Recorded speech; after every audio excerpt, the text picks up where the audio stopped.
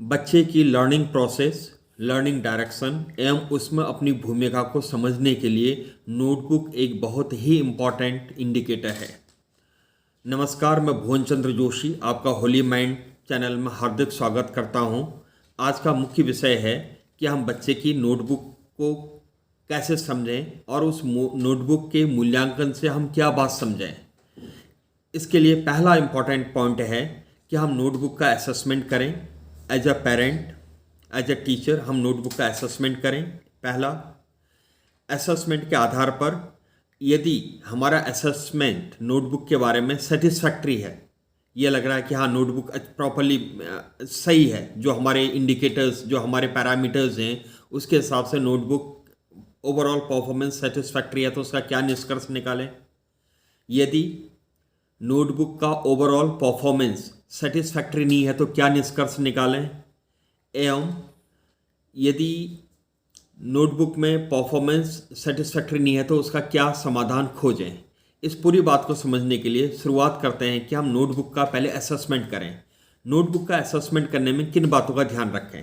पहला पॉइंट आता है कि नोटबुक प्रॉपरली कवर्ड है कि नहीं है, उसमें नेम चिट प्रॉपरली लगी हुई है नहीं लगी हुई है। दूसरा पॉइंट, क्या जो इंडेक्स भरना है वो इंडेक्स कंप्लीट भरा हुआ है, प्रॉपरली भरा हुआ है। तीसरा पॉइंट, अंदर जो वर्क किया हुआ है, जिस तारीख को, जिस डेज को, जिस डेट्स को काम किया जाता है, क्या वो डेज और डेट्स प्रॉपरली मेंशन्ड है नोटबुक में। नेक्स्ट, क्या नोटबुक में काम कंप्लीट है, क्या नोटबुक में हैंड राइटिंग साफ सुथरी है जो आसानी से पढ़ने में आ जाए, क्या नोटबुक चेक्ड है। यदि कोई मिस्टेक्स हैं नोटबुक में और टीचर्स के द्वारा रिमीडियल एक्टिविटी दी गई है, रिमीडियल वर्क दिया गया, सुधार कार्य दिया गया है, क्या वो कंप्लीट किया हुआ है, टीचर से चेक कराया हुआ है। ये सारी चीज़ें चेक करनी है पहले स्टेज में। जब हम इसका असेसमेंट करते हैं तो हम इस निष्कर्ष पे पहुंचते हैं कि हाँ ये सब सेटिस्फैक्ट्री है, ये सब अच्छा है। अगर अच्छा है तो हम 3 निष्कर्ष निकाल सकते हैं। नंबर 1, पेरेंट चाइल्ड रिलेशनशिप अच्छा है, पॉजिटिव माहौल है, पॉजिटिव रिलेशनशिप है, रिलेशनशिप इंस्पिरेशनल है, वो फंक्शनल है, वो मीनिंगफुल है, जिससे कि बच्चा अपने काम को ढंग से कर पा रहा है, जो भी रिक्वायरमेंट चाहिए उस पर बेहतर नोटबुक मेंटेन करने के लिए पेरेंट्स उसको कर पा रहे हैं।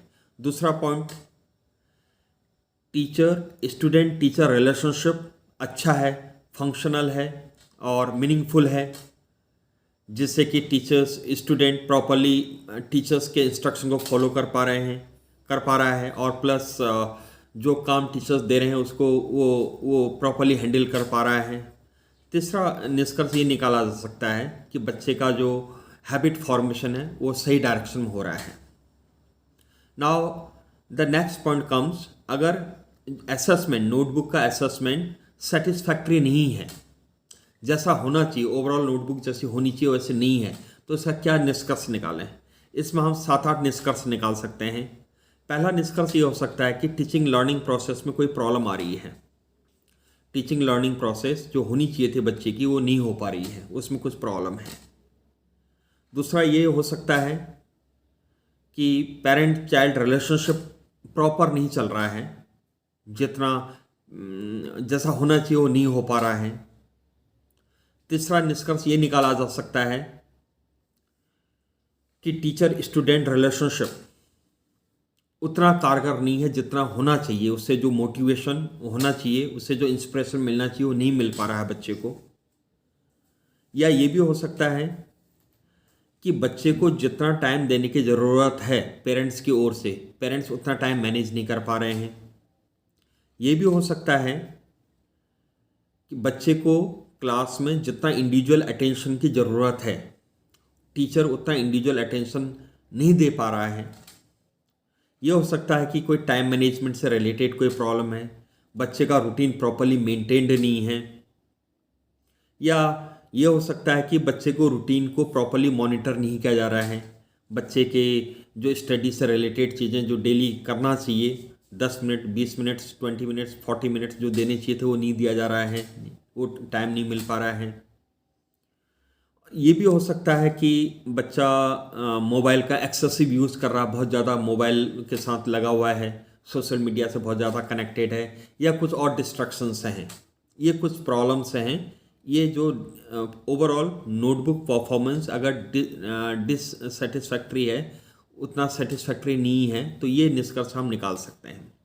अब बात आती है कि इसका क्या समाधान हो। अगर नोटबुक की परफॉर्मेंस सेटिस्फैक्ट्री नहीं है तो इसके लिए हम क्या कर सकते हैं, क्या समाधान निकाल सकते हैं। समाधान में पहला स्टेप तो यही आता है कि हम बच्चे की बात को ध्यान से, बच्चे को हम टाइम दें, बच्चे की हम बात समझें, उसको उसके लॉजिक को, उसकी बात को, उसके व्यूज़ को, पॉइंट ऑफ व्यू को क्लियरली समझने की कोशिश करें। और उसके अलावा बच्चे के साथ जो करने की ज़रूरत है, उसमें से कुछ बातें यह है कि बच्चे की दुनिया का हिस्सा बने। बच्चे के सपने क्या हैं, ड्रीम्स क्या हैं, बच्चा किस तरह से सोच रहा है, किस तरह से समझ रहा है, उसके पूरे थॉट प्रोसेस का एक हम हिस्सा बने। बच्चे के साथ पॉजिटिव इंटरेक्शन इस्टेब्लिश करें, क्या, क्यों, कैसे, उसके साथ हम डिस्कशन करें। और जब पॉजिटिव इंटरेक्शन इस्टेब्लिश करते हैं तो बच्चे को हम डिसीजन मेकिंग प्रोसेस में इन्वॉल्व करें।